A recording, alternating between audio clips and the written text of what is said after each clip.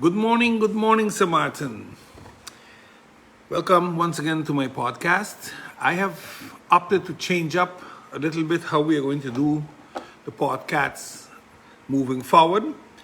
I have selected a few items that I will do, and this has to do with the timing.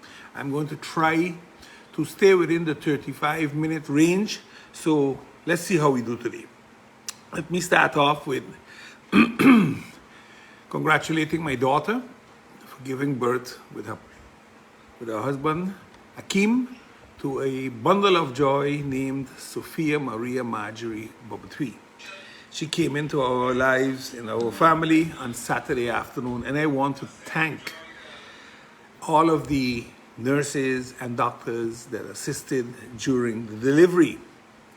It was a wonderful experience in the sense that everything went without any major complications. Next week I'll also be addressing the AOV and the franchise of the civil servants, as I made a wrong statement in one of my previous shows and I want to correct it. Not that it is something that has changed the whole story I gave, no, but there was something that I need to correct, and I want to correct it so that the information out there is factual. I made a wrong statement on civil servants not collecting part of the AOV, and I want to rectify that statement. People, climate change is here. It is in St. Maarten. I think the heat is very clear to everybody. I think people are feeling that it is not normally warm, it is extremely warm. And I don't know if this warmth or this climate issue we are having is impacting the behavior of some people in this country, but I want to address the safety of this country a little later because it is very, very serious. But climate change is here, and we need a few things to be done now. We honestly need to look at the renewable energy. We honestly need to look at agriculture and animal husbandry developments, and we need to enhance our fisheries. If we don't do these three things, I don't believe we are going to be self-sustainable moving forward. And I'm talking about right now, not about next week, not about next month.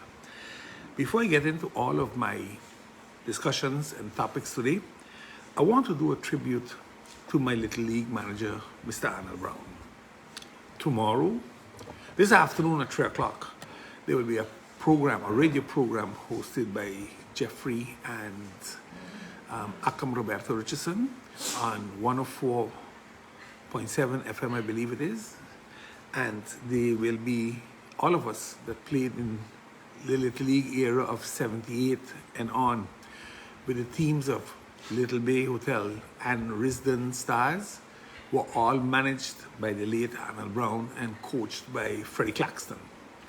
But 45 years ago it was, basically, that Mr. Brown stepped into my life as the manager of Little League in the team of the Little Bay Hotel, and he managed us to win, not only in the senior division, but also in the Little League, in the junior division. Both teams became the champions in the 78-79 year, when we used to still play at the Hope Estate. And you know, we all have a story to tell, and I know that's going to happen when we have our little discussion this afternoon. And I will save that story for this afternoon because it's a story that when you hear it, you say, Lord Bugs, how could you have done that? But I can also remember vividly when Arnold used to call the games at Cul-de-sac.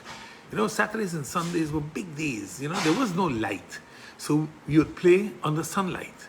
And they would announce the games, and barbecues would be ongoing. They used to have a bunch of pumps, red trees those days there on a rock wall there on the L.B. Scott Road, and people would just be there. Hundreds, if not thousands of people, especially when they had playoffs and championship. And when you had teams like Cab Lumber or Seaview or Concord or Fort Torino, when they were up against each other in the finals, you had a good game, and that the people used to come out and support. And Arnold was the voice bringing the games. Sometimes I know he was joined by a few others, but today I want to thank Arnold the late Arnold Brown, I want to thank him for the impact he had in my life. Even though it was short in baseball, but I know Arnold with many other caps, and I want to wish his family all the strength, because tomorrow he will be laid to rest and it's going to be a difficult day. But Arnold left his legacy and his mark on me for sure, and I'm sure on many other youngsters when it comes to Little League. Thank you, sir.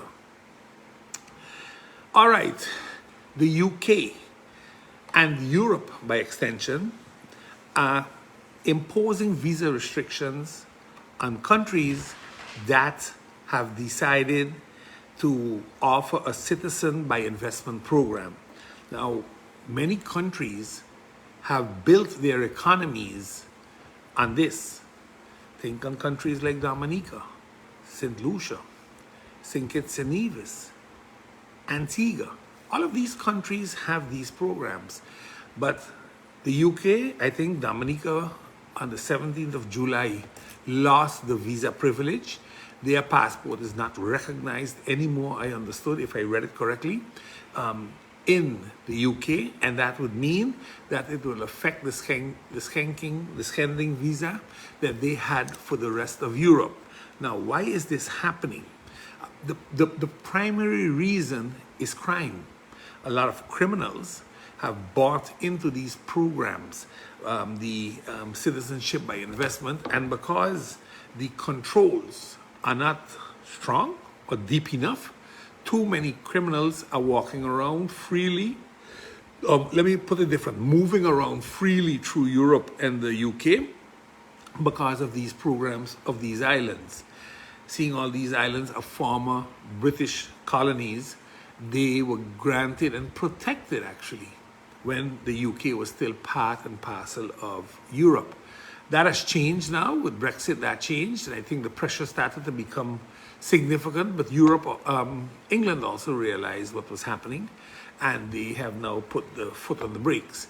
What this means for these countries moving forward is yet to be seen. What it means for all the people that have such a passport, and those passports don't hold the power or the freedom they used to have with travel.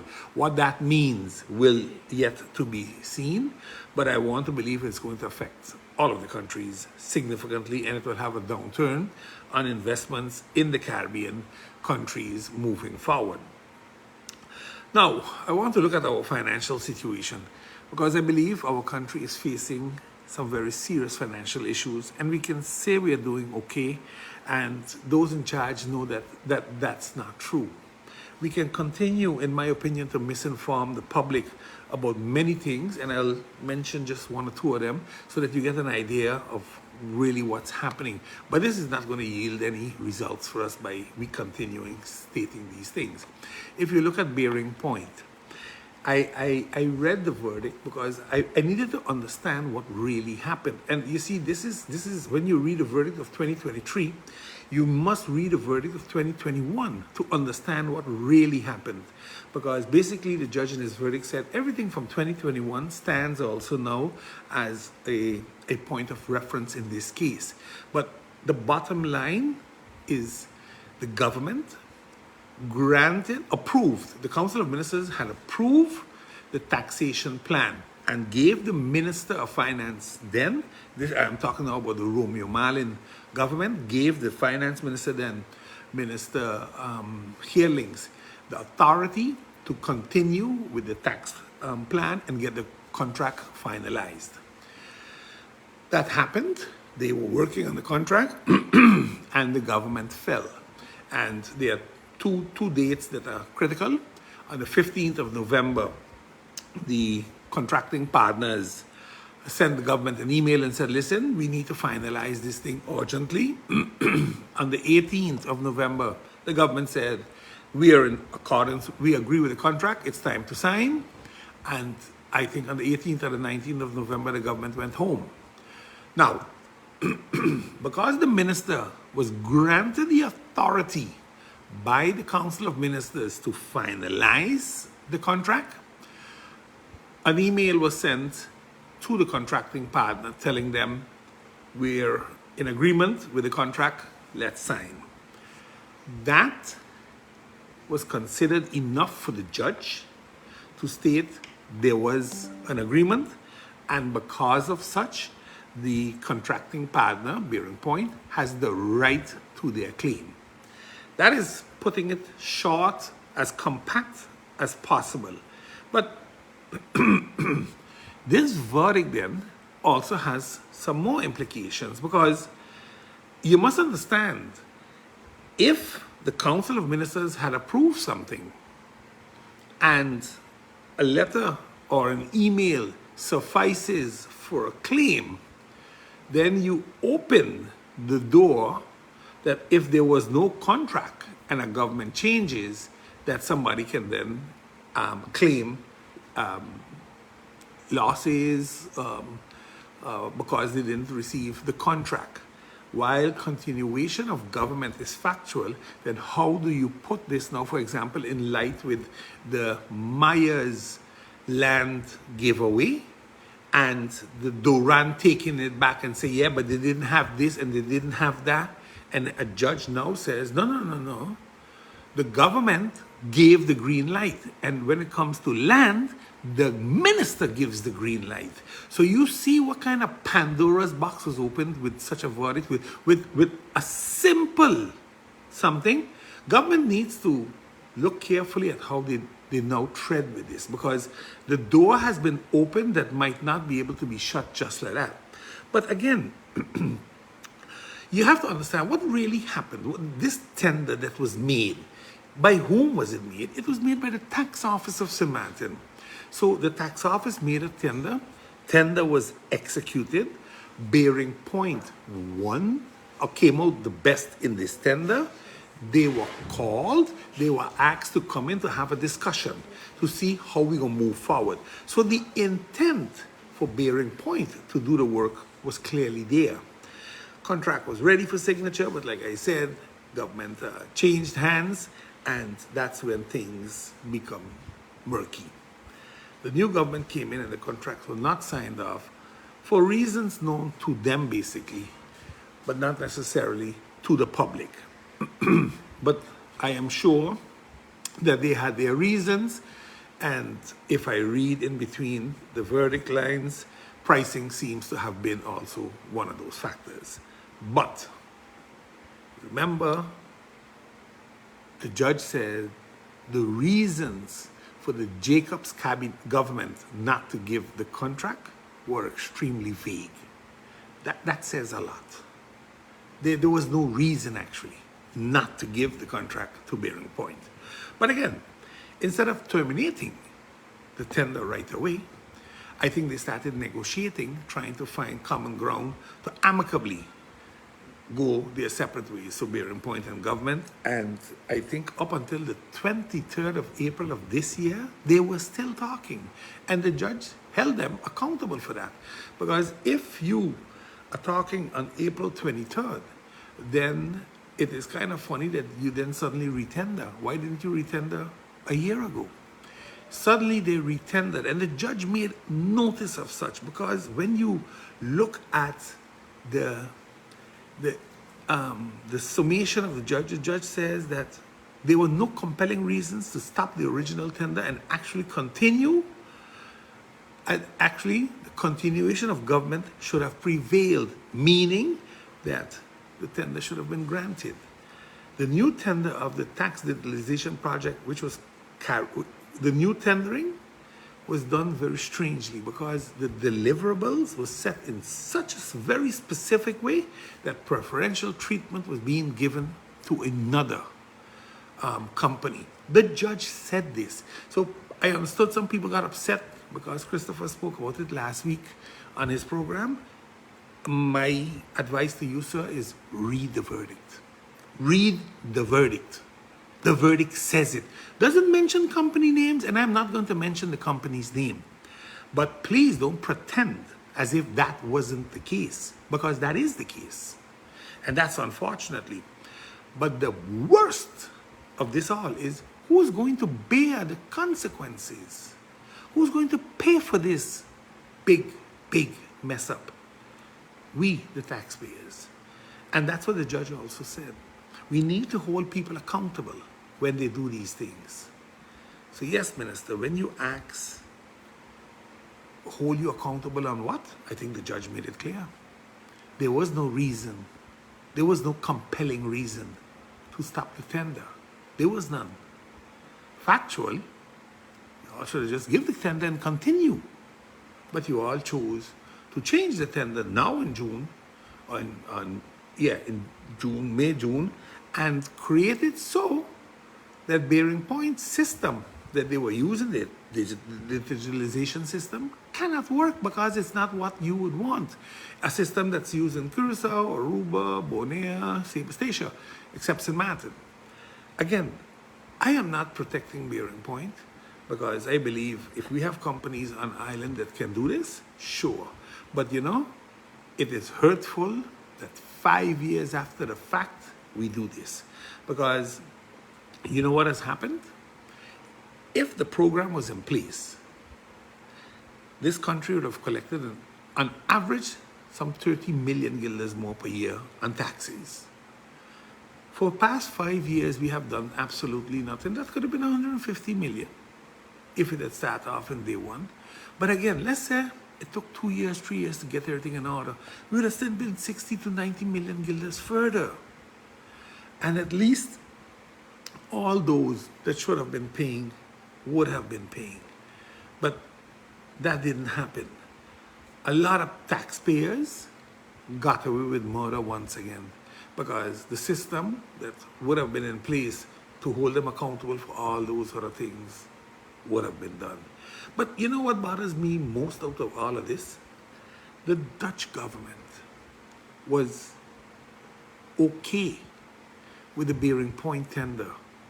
They were even, how would I say, joyful that we were finally getting a proper tax system in St. Maarten, and they opted to assist in financing the whole tax digitalization system. You can remember the 30 million that the Dutch said we will make available? And when this government started moving around and blocking bearing point, they pulled back the 30 million and they said we're going to put it in the country packages. And those days it was that crazy thing we had. Let me not even go there. But the Dutch government pulled back the money. You know why? Because they said something is dead wrong now. The money was there. It was ready to go with bearing point. But the minute this government cut bearing point, the Dutch moved the 30 million. Talk the whole truth when you all talk.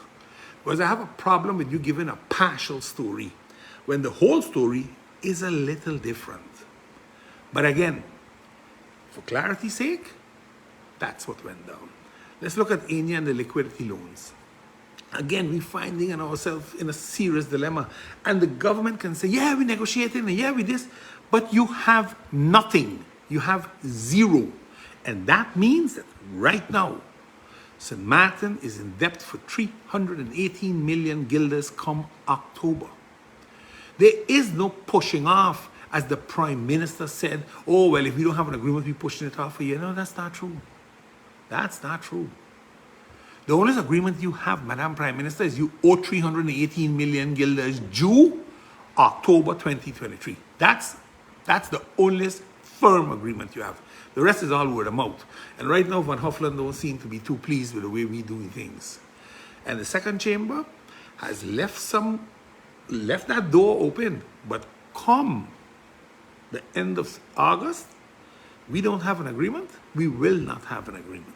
Because everything then going to be hands off for the next 2 months when the Dutch elections take place.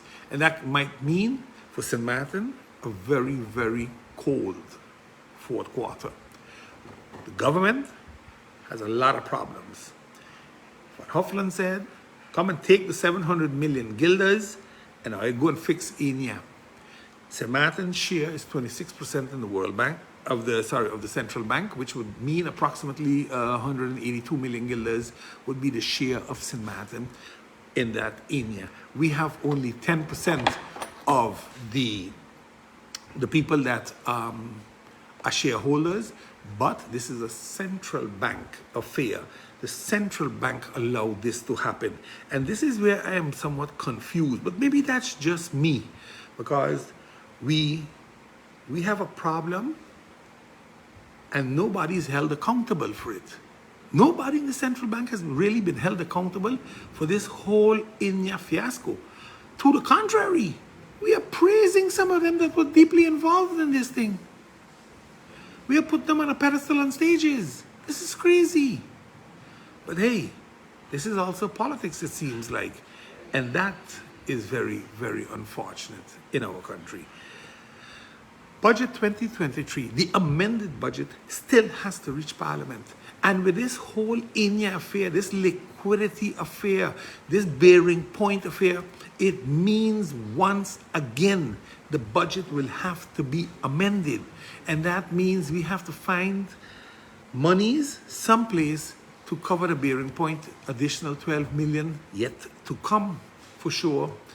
And only God knows what the Inya affair and the liquidity loan affair will mean. But it means we have to find money. Also, what is very bothering to me is the fact that a lot of the proposed taxation incomes that we were supposed to generate over the year, during the year 2023, hasn't happened. Meaning that we have created a bigger hole in our budget, and when we do make the amendment, we are going to have to make some very, very serious cuts moving forward as country St. Maarten. So again, it is going to be something to have to look at. St. Maarten, Amiki, CBS, under the previous preview of the Finance Ministry, is not relevant. It is the country that is responsible. Government is a continuation. You can't say, oh, well, it happened under that government. Unfortunately, you are the government. You're going to have to suck that prune now and move forward. But the bill doesn't change. It doesn't go back. But what the country can do, if they feel there was mismanagement, they can hold the minister personally accountable. The law allows that, and the judge told them. If you read the verdict also, in one or two verdicts already, this has been said. Hold the responsible people accountable. Hold the ministers accountable. But we don't really do that, because today for he, tomorrow for me. That's how we think, and that's why we have this problem. But let's move over to education. A lot of our young kids, professionals, they come back, and a lot of the government, the high-paying jobs, are not for them. Why? Because they don't speak English. Sorry, they don't speak Dutch. They don't command the Dutch language. And you must say, but why? How do I mean? Dutch, the Constitution said Dutch and English is both legal languages. Correct? And because of that, they can demand both. They can say, you got to speak Dutch if you want to be in the judicial system. And I have a problem with this, because we need to make a real choice. We made a choice once and we said, oh, English will be the language of instruction because that's the mother tongue, that's this, that's that. All fine and well. But what we didn't do was we didn't adjust our constitution and said that the only official language in St. Maarten is English. Because had we done that, a few things would have happened. And people say, oh, but what about the justice system? What about it? What about it? Our laws will be in English. The law doesn't change in context, you know. It changes in the language.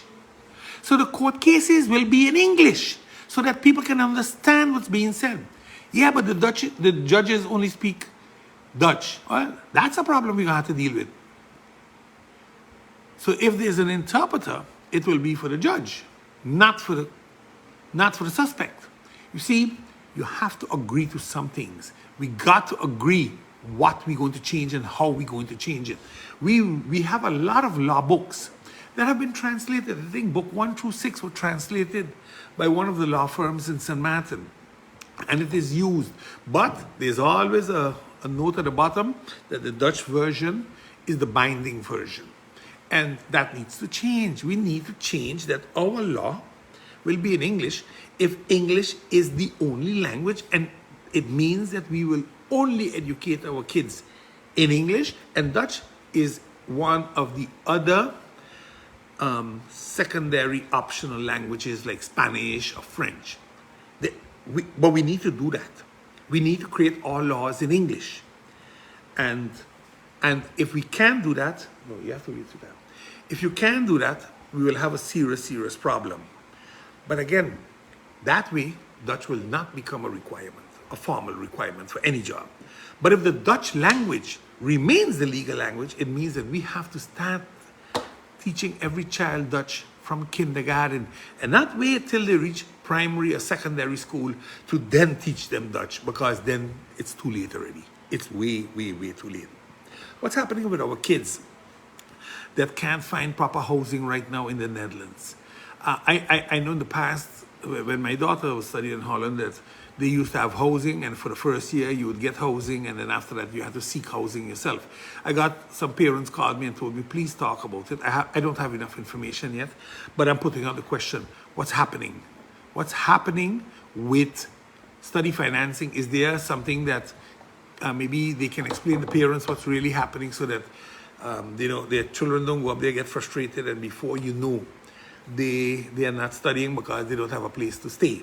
Remember, Benjamin Franklin once said, an investment in knowledge pays the best interest. So I hope our education minister is listening and understands what I just said. What's the status of the SLV and the general health insurance? Presently, SLV seems to be in a position where it cannot make money, and the cost must be outweighing the income, putting the funds in a very serious critical position. That's what I want to believe is presently happening.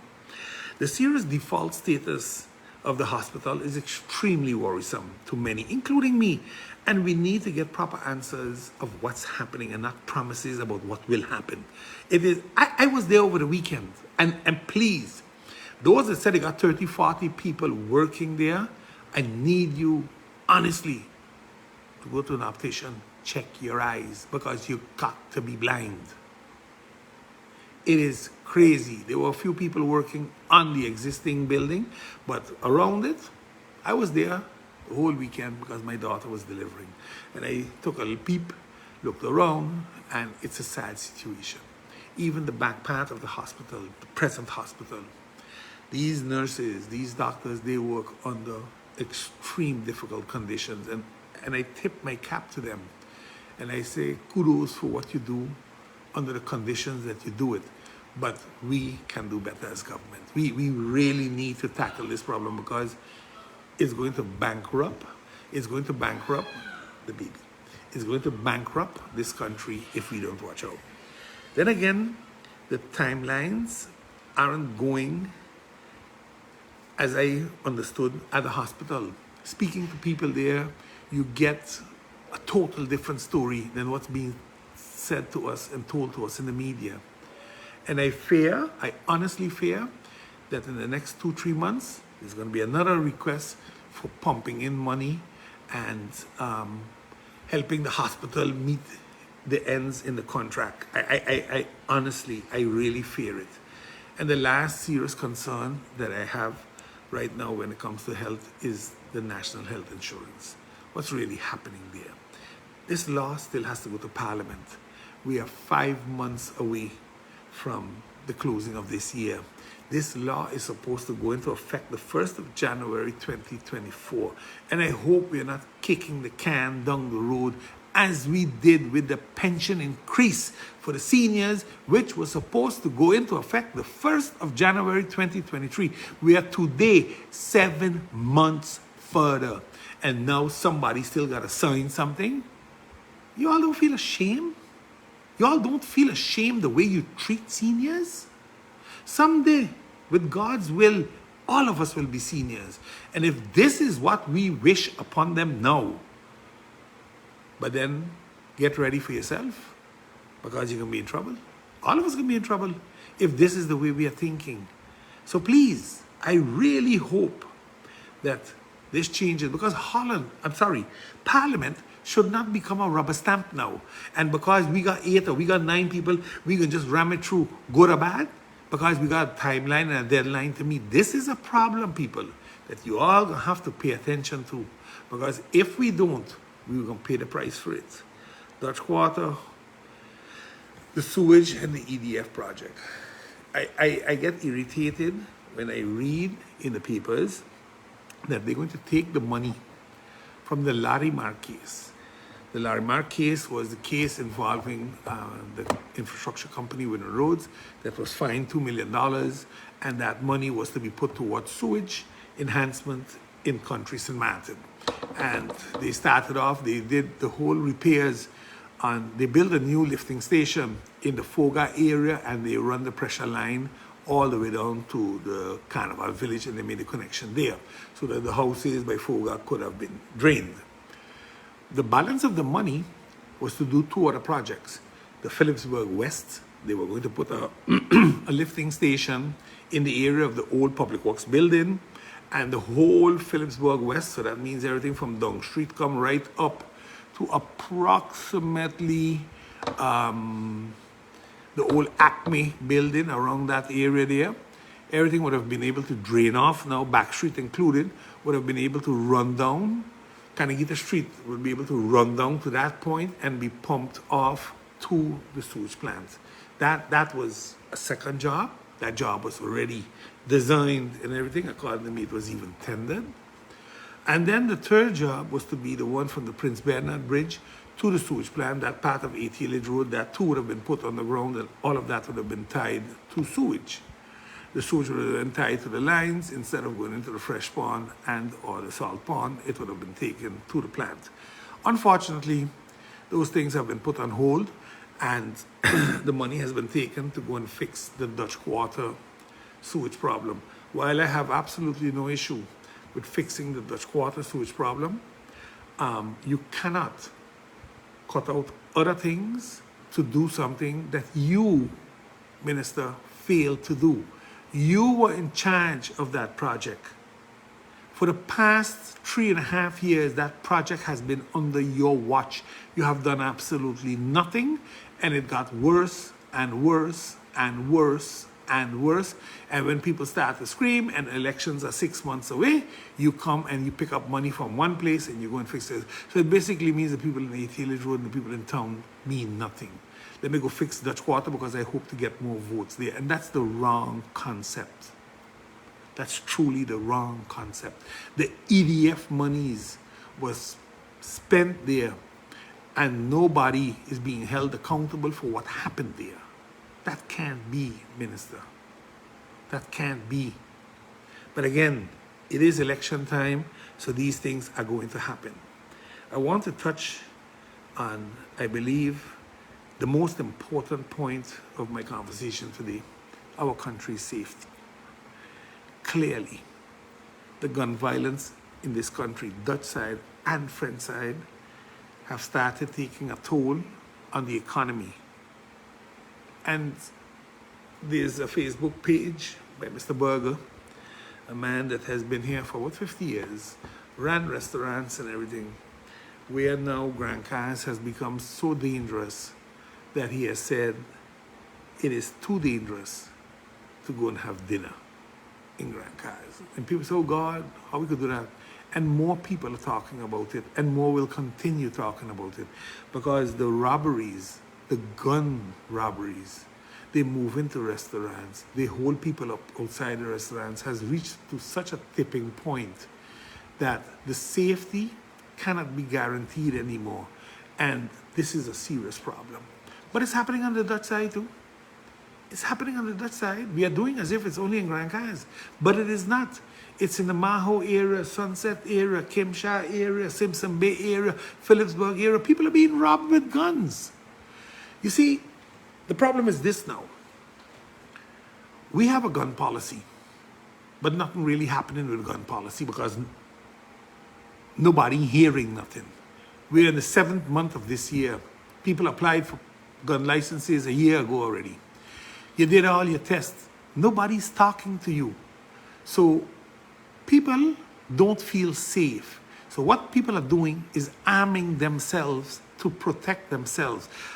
I believe people prefer to explain themselves to the judges and prosecutors than be carried to a grave. The government cannot protect its people right now. That is clear. The Council of Law Enforcement went very far by saying St. Martin's police force cannot. doesn't have the manpower to handle extraordinary situations. Well, we have a very serious gun crisis in St. Maarten. People are walking around all over with guns. You stop fellas on scooters, they got guns. You stop them in the cars, they got guns. You go into their house, they got guns. I fear for the police officers because they have to put their lives on the line when they go after these people. And clearly, a lot of these young people or those involved in crime have no issue taking your life. They have absolutely none. They are taking people's lives as if this is a new norm in this country. And if we really don't stop this, we're going to lose a lot more people yet to gun violence. And yes, Shoes, I can remember when your foundation came out, Shoot Hoops, Not Guns. And it was a great program. But it stopped. I don't know why, but it stopped. But it was a program where Shoes and these boys, it was 4 or 6 of them, they would go into the neighborhoods and they'd have basketball games so that the youngsters had something to do. After school activities are not there enough for young people to have something to do. Those that are now 10, 12, 14 are going to be the trigger persons at 16 and 18. Make no mistake about this. We talk about the boot camp so that these youngsters can be taken off the street for a year and a half, and given a decent training and education. And we can say, oh, we ain't got the money. Yes, we have the money. We just have to make the right choice. That's what we have to do. We have to stop worrying about politics and building this and building that. Because let me tell you something, you can't eat roads. You can't eat them.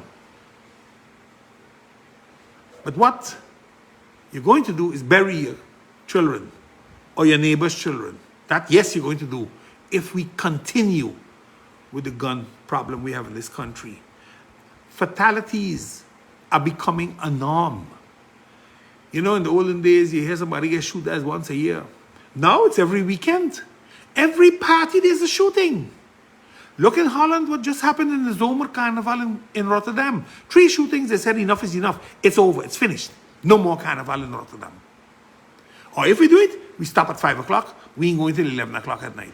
You see, these are the things that we have to honestly ask ourselves. What are we going to continue doing in this country? And I don't want to shut down the economy. I don't want to shut down the carnival. We can do it controlled. But we need to control the weapons in this country. It takes one tourist to be shot to put the spiral spin on this economy. All those that can remember, many years ago there was a gay anchor of a TV station got hit, and I think was severely injured. The effect that had on this country was a major, major problem. But again, we forget too fast. That's our problem. And if we don't seriously address this matter, we will lose our tourism product. And when we lose that, we will have bigger problems in this country because then everybody's going to start robbing each other to eat. Please, we got to look at this. Maybe the Dutch government should step in on this one and assist the government of the Dutch side, and maybe the French government should step in and assist the collectivité on the French side on how to deal with specifically this gun violence issue. Maybe we need to start cleaning up this island. And if cleaning up means going after people, going into their houses looking for guns, then maybe that's what we have to do. But we cannot continue allowing them to be robbing people with guns, shooting people, killing people, and expect that the public will not arm themselves to protect themselves. Because if that's what you're thinking, then you're very foolish. People will arm themselves. People will protect themselves. And you know what the unfortunate thing is? These innocent people that are trying to do good to their family become criminals and end up in jail, and we pay for them every day as we incarcerate them. We need to do better, and I know we can do better. So what are we sharing for elections this year? Because, you know, I told you already, every week I'm going to expose a little bit of this political nonsense. But Clearly, the repair of the Dutch Quarter project is a political gimmick. For years, it has been quiet. Now, suddenly, we're dumping $2 million into fixing it, while other locations that needed to be fixed with that money have been left untouched. Where is the tender for the trenches? It was done. SOB and all those others that you always speak about vetted it. Why isn't it there? Why hasn't it been given? We're in the midst of the hurricane season, but you're looking to fix it for your friends. Take some good advice. Give it to those that want. You get yourself in trouble that you can't get out of. Liquidity loans, not a political blunder. And it's going to cost us another 12 million guilders in the next case. And then what? This country can't afford it. We can't afford to pay for it. Yet, those that are involved don't care because it's not their money to come out of their pockets. And that's the problem. But we have so many strange things happening in this country that we call paradise. But do we even run this country? Do we run it? Do we control it? Do we even govern it? The answer is no. Others do. And that's our problem. As long as we don't fix that, it ain't gonna work. Because clearly, all this strategic thinking, all this helicopter view, that's just blah, blah, blah, blah. They have no clue what they're talking about. The toilet affair at the airport seems to be one of the most important things at the airport. We even had fires. What I didn't hear was what was the economic spin-off with the fire. Airport was shut down, flights were cancelled, movement of flights, delays. Who pays for this? Who pays for this? Is it country St. Maarten? Is it the airport? Is it the contractor? Who pays? Because remember, when flights are delayed, that costs money. Somebody pays for that. And this was the airport's fault because they had contractors working there. So what is cost and who paying for it? Again, not because the government believes they're doing a lot of things means they're getting a lot of things done. They're not. And that's the biggest problem we have. They come out there, promises made and promises kept.